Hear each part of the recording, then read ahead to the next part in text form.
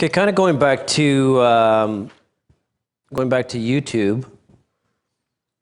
What I did was, before we do that, I took a look at Mike Chang's page on. I should make this bigger.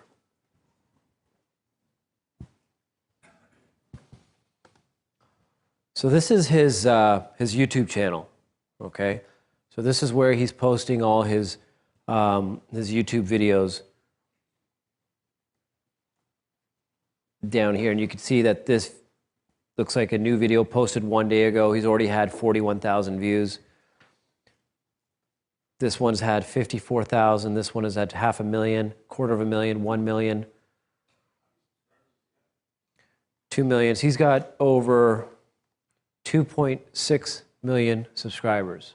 Yeah, he does over 2,500 subscribers a day. There's a cool, have you heard of Social Blade? No, but I'm sure everybody would love to.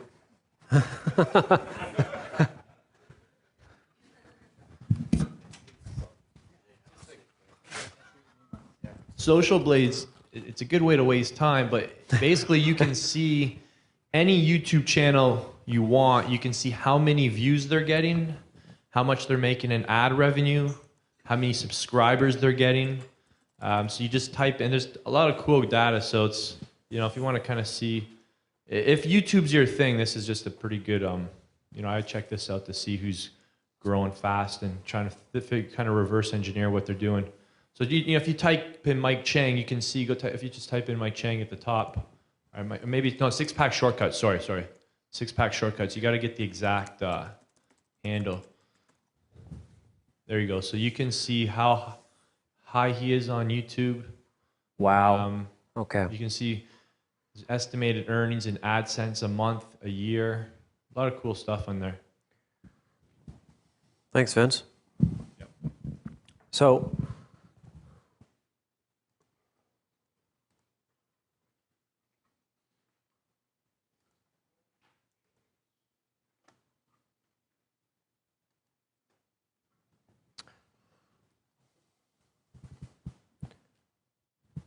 So we were talking about the, these are the in-display ads where Mike Chang is appearing. So now, not only is he making money being a direct response marketer, but it looks like he's making $500,000 from Google AdSense by having Google display ads right on his YouTube videos, okay?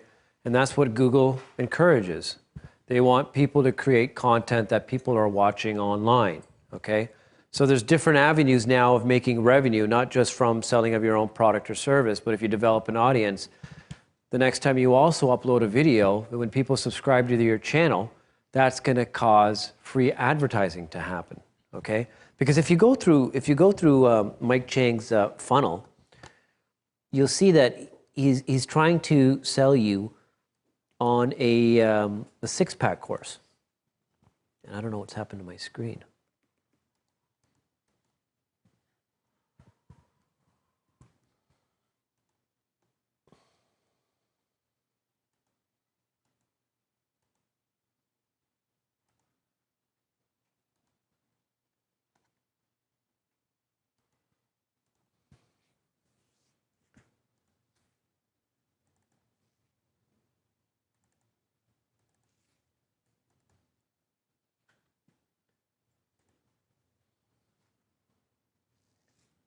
So if you go to YouTube, and basically what Mike is doing, and he's a real good model to follow if you want to learn how to effectively market on YouTube, is when you go, safety mode. Let's watch him here. If you go to any of his videos, you'll notice that before anything, in the description, he links to his Six-Pack Shortcuts program, which is his start of his marketing funnel. So if you end up going there, and hopefully it'll load up on the remote server, and then you're going to get, and this is on a remote server. That's why the connection is slightly slow. You're going to see a sales video for his whole course. And I think, if I'm not mistaken, it's a $97 product. Okay? But that is the start of an entire marketing funnel. And he's built it simply from YouTube.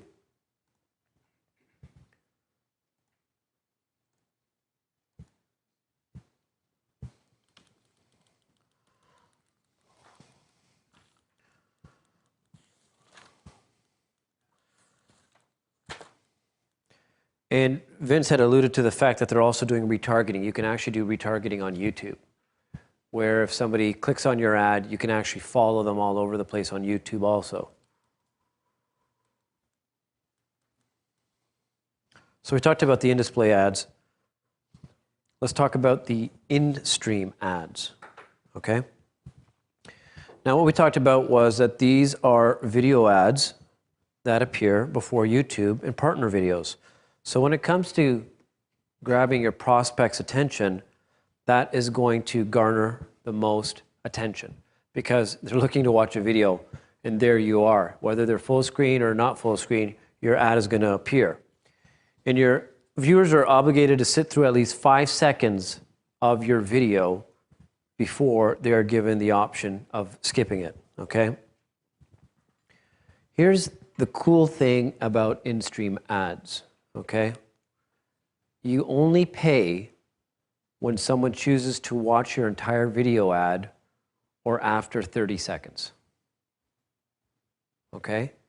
You only pay when somebody watches your entire ad or after 30 seconds.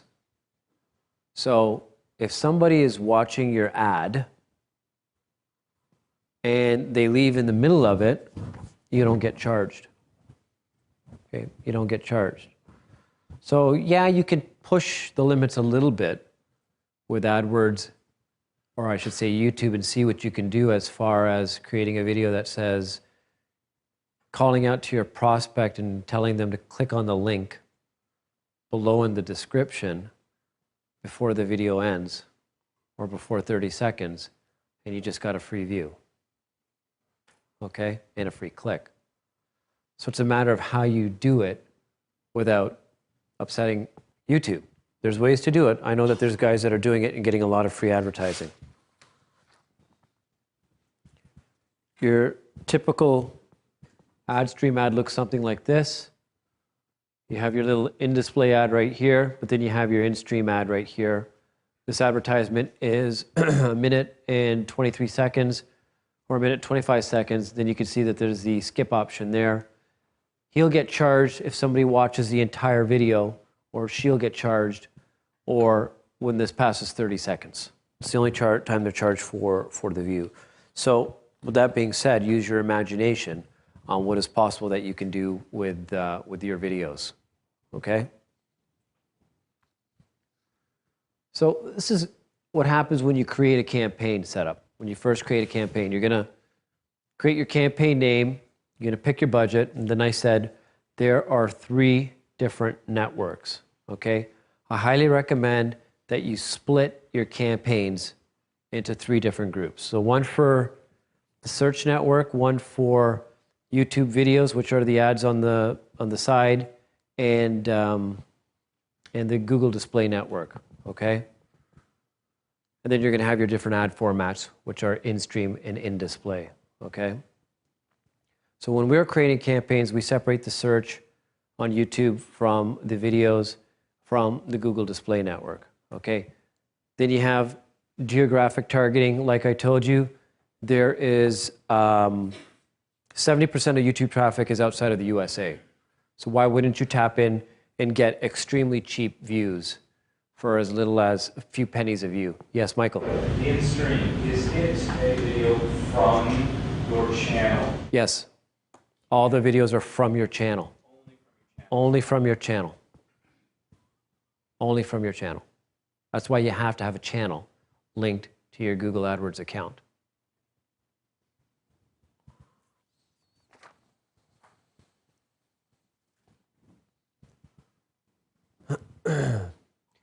This is what I was talking about, the targeting groups, the power that they can give you. If you know your demographics, you can target by age, you can target by gender, and you set your minimum cost per view right here, okay?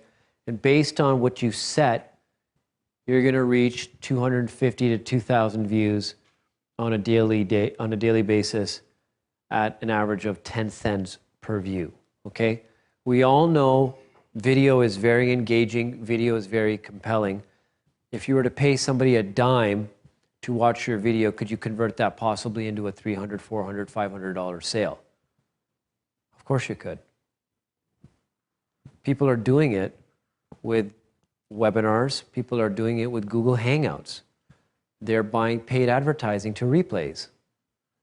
And they're sending it also to video sales letter. They're getting people to watch 30-minute, 60-minute video sales letter that leads into a high-ticket item, and they only paid 10 cents for that initial view, okay? For example, if I was promoting a senior offer, I would definitely shut all of this off, okay? I would definitely shut all of it. And you'll know the demo, and that's why I said it's very important that you know your customer avatar. If you only want to target females because you're promoting a female-related product, then you can only target female. But you also have the option now of targeting by topics, by remarketing, by keywords, and by placements, okay? Keywords, exactly like search. If you're doing a colon cleanse, you're going to bid on a keyword like colon cleanse. When somebody types colon cleanse into YouTube, your listing is going to appear, okay? Placements, you can target your competitors' videos and have your in-stream ads lay over your competitor videos or have an in-display ad right beside your competitors' videos, okay? And then you also have topics where they break it down into different categories such as health, such as finance, such as fitness, and a whole wide variety of other different topics that where you can kind of spread out all of your videos. But once again, if you have a broad-based offer, you can target quite a huge array of the network on YouTube. That's not coming from here.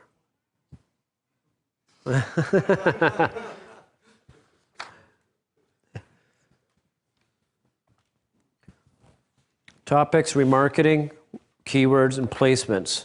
Okay, now let's talk about the type of funnels that you can create for YouTube. Well, you could create the video to the lead gen, okay? One that links to a squeeze page, a short form, or a webinar registration, okay?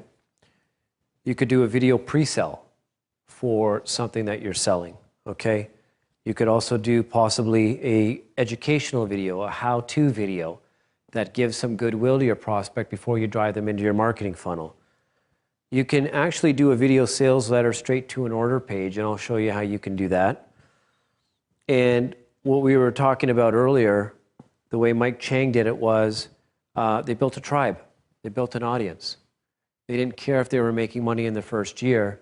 They said to themselves, let's build our audience, let's build our tribe, then let's build our products, and let's make money off of that. And you can see how successful he is now, running an 8-figure business now, strictly off of YouTube.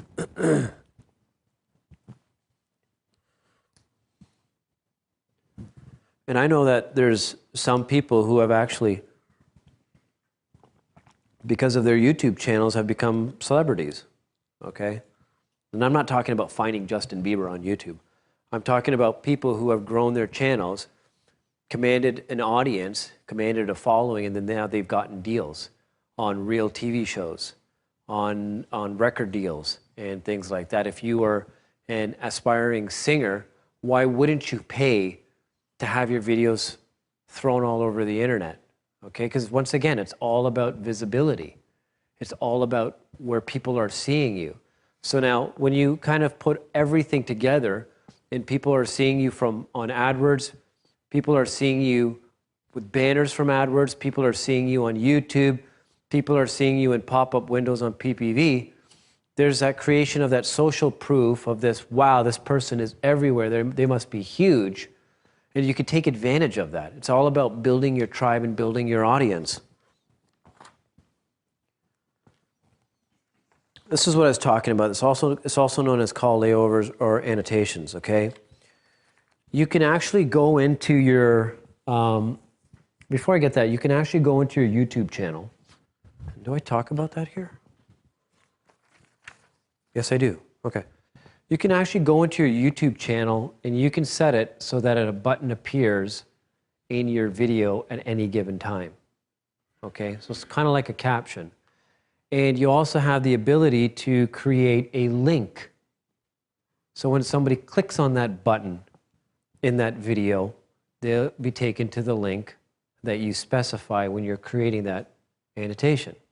Okay, so, you know, I mean, if you were to upload a Dr. Oz video in your YouTube channel talking about Garcinia cambogia and just happen to include an order button in the video just when he talks about how great Cambodia is, I'm sure it wouldn't fly with YouTube, but you get the idea of what you can do now, okay? So basically you can either layer text, links, and hotspots over your videos, okay? But here's the thing. When you're linking from your annotations to a website, you got to make sure that website is an associated website with your YouTube channel. And this is all in the settings of YouTube where you set the associated website, okay? Because that's the only way you're going to be able to link out from your video to your website, okay? How many websites can you associate to your channel? I'm not sure. I've only seen one, but you know, I'm thinking that if you're a big company and you want to link out to multiple, you should be able to, but I'm not sure. I've only personally seen one place where you can put it in.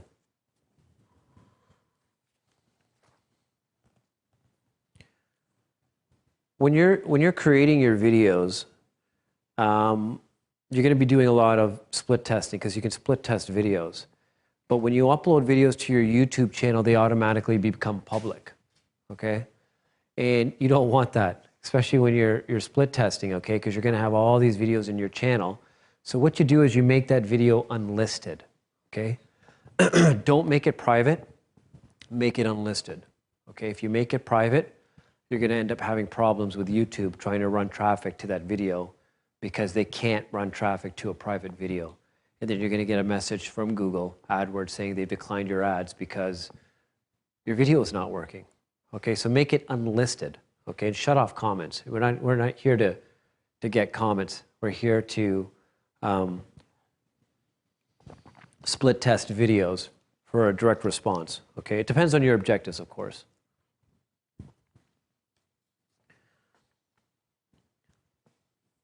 So the next thing you want to do is you want to make sure that when you're creating the description for your video,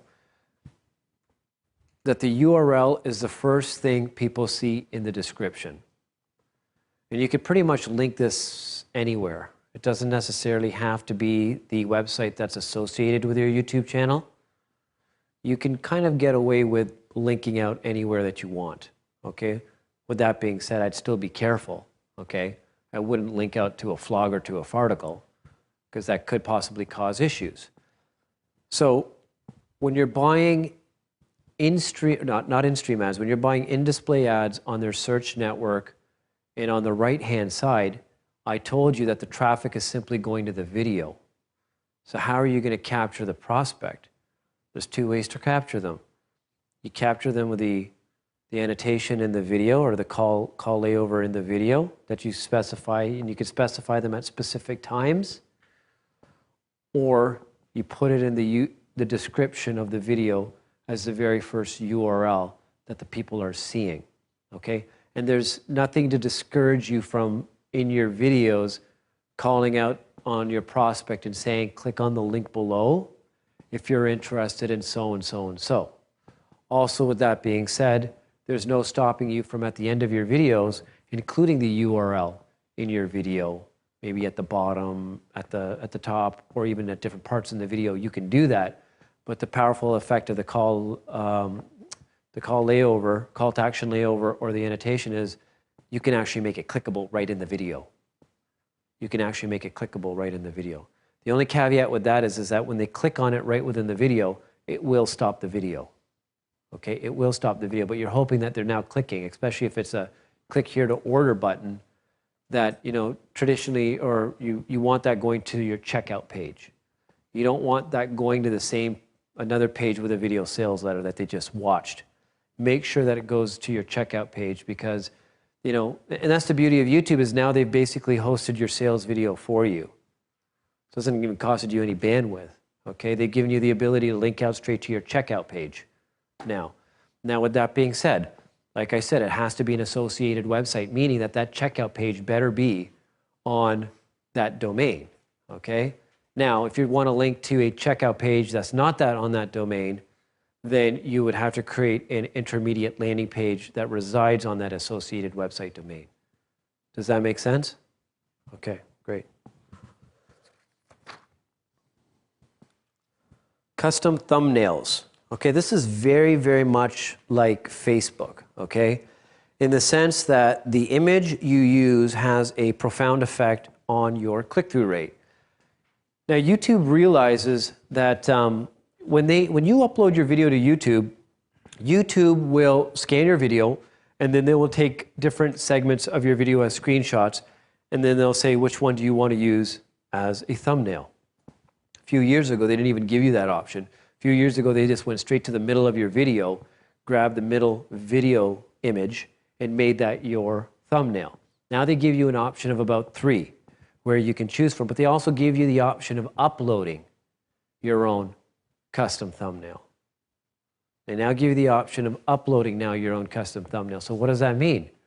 You could start creating the thumbnails the same way you create them for Facebook, the same way you create them for Plenty of Fish, with the dark red border, the yellow background, the ghetto kind of look type banner that captures people's attentions, okay? And especially when you're doing placement targeting where you're targeting your competitors' YouTube videos, you really want to make sure that your video stands out from theirs when you're advertising on the site. And that's where thumbnails come into play. But here's the thing, when you set up the thumbnail, you don't set it up in your YouTube ad account. The thumbnail is set up when you upload your video to your YouTube channel.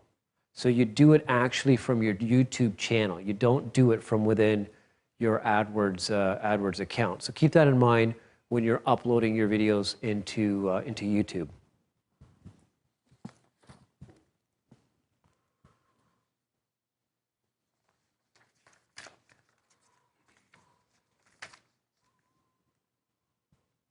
Now, when you're bidding, you have the ability to set up bids by the target groups, okay? So for example, if I was promoting a health and fitness offer, I could target the health and fitness buffs group. I could target the women's group. And as soon as if you've placed your conversion pixel properly, you'll be able to see all of the conversions right in YouTube. And then you can start adjusting your cost per view right by the targets, keywords, channels, the same way you can do in AdWords right in your YouTube advertising accounts. So I don't know how well you can see this, but you can see here, you have some of these topics, you have keywords, you have an interest and a topic, an interest that is keywords, and then you can see here the status, and then you can see the maximum cost per view that you're willing to bid on that. And that's all adjustable by the targeting group. Okay, you can see segment format, segment by network, segment by format and network, segment by video ad, segment by device. So they give you all of that ability. They give you all of that ability. Now, you do also have the ability to determine where you want your ads to be shown. They don't necessarily have to be shown on mobile devices. You can shut that off. You have all the same capabilities. When you log into YouTube advertising, and you'll see it when you log into your AdWords account, I don't know if you guys have noticed in your AdWords account, there's a little arrow on the very left, and when you press that, that little pan opens up. If you go all the way down, you'll see an option that says all video campaigns. That's where you click to get into the YouTube advertising platform, okay? And then you'll be presented with the YouTube advertising platform. At first, you'll feel a little bit overwhelmed, not knowing exactly what to do, but once you create your first campaign, then it becomes, it's the best education. It becomes like clockwork. You understand how to do it. Okay, I understand how to segment by device. I know how to separate my in-stream ads from my in-display ads because I know they're going to perform differently. I know how to separate my in-search ads from my in-display ads.